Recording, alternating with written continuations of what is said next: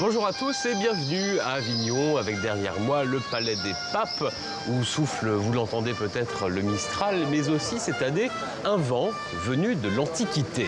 Avec Thyeste de Sénèque, pour la première fois, Thomas Joly investit la cour d'honneur, une tragédie aux accents fantastiques où le jeune et brillant metteur en scène et également comédien nous raconte une histoire de vengeance furieuse et de crimes insupportables. Je veux que leur colère ignore tout interdit. À chaque génération, je veux des criminels bravant l'ordre divin des choses. Dès les premiers instants, un frisson traverse la cour d'honneur. Entouré par une assemblée semblant tout droit sortie des enfers, la furie déroule la tragédie des Atrides.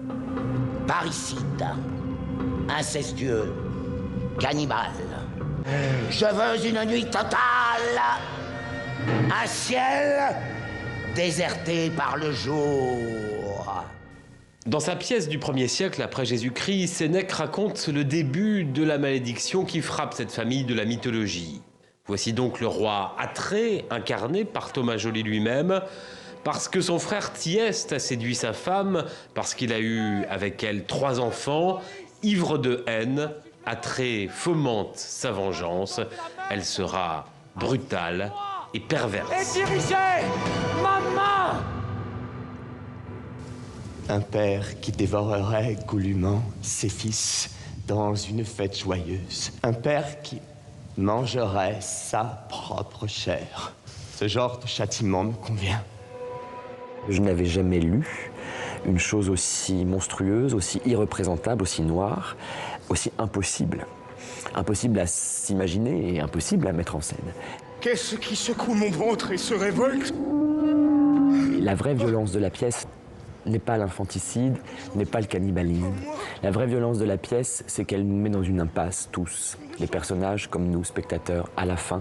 Et que la vraie violence de la tragédie, c'est qu'elle maintient tout le monde dans les ténèbres. Une violence qui jaillit d'ailleurs des mots de Sénèque. C'est toi, le monstre qui a dévoré tes fils. Tu les as savourés au cours du banquet. À aucun moment le spectacle ne montre ni la mort des enfants, ni le festin cannibale. Thomas Joly préfère investir la cour d'honneur comme un décor de film fantastique, avec ses emprunts gothiques à Tim Burton, ses nuées de confettis insectes animés par le Mistral, comme un son et lumière qui ne s'interdirait aucun effet, même celui de râper cette tragédie antique. Un roi est inébranlable, inaccessible à la foudre oblique. Un roi est inébranlable, inaccessible, invulnérable. Olivier Py dirige depuis 5 ans le Festival d'Avignon. C'est également lui qui a écrit Pur Présent, 3 pièces qu'il dit inspirées d'un auteur qu'il connaît bien, le tragédien grec Échille. Elles mettent en scène un banquier et son fils, 2 détenus et un homme masqué révolutionnaire. 3 tragédies de notre temps et 3 réflexions sur le monde. Il faut écrire un livre qui annule tous les livres. Le livre où on dit ce qu'il faut faire. Et c'est cela que moi je viens te demander. Pourquoi? Parce que je suis plus libre et plus puissant que toi. Parce que tu sais te battre. Et moi je ne sais pas. Ce qu'il faut, c'est vivre dignement, voilà tout. Mais comment vivre dignement? Je ne sais pas. Toute la littérature occidentale, elle a cherché à retrouver la tragédie grecque, à vrai dire. Moi, je continue cette aventure-là, mais pas par la mythologie, pas par des personnages mythologiques. Au contraire, confronté au présent.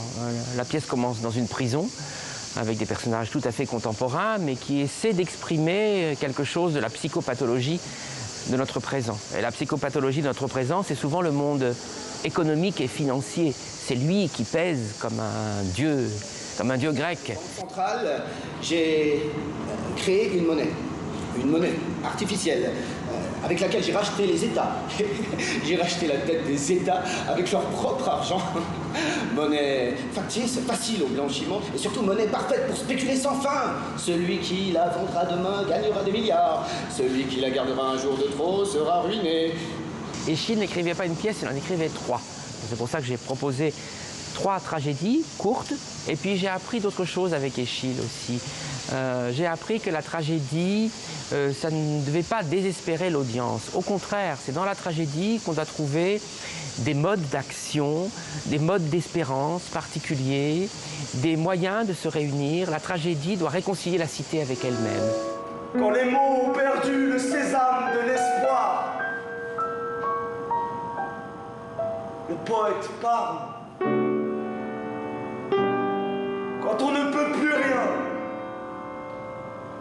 le poète parle.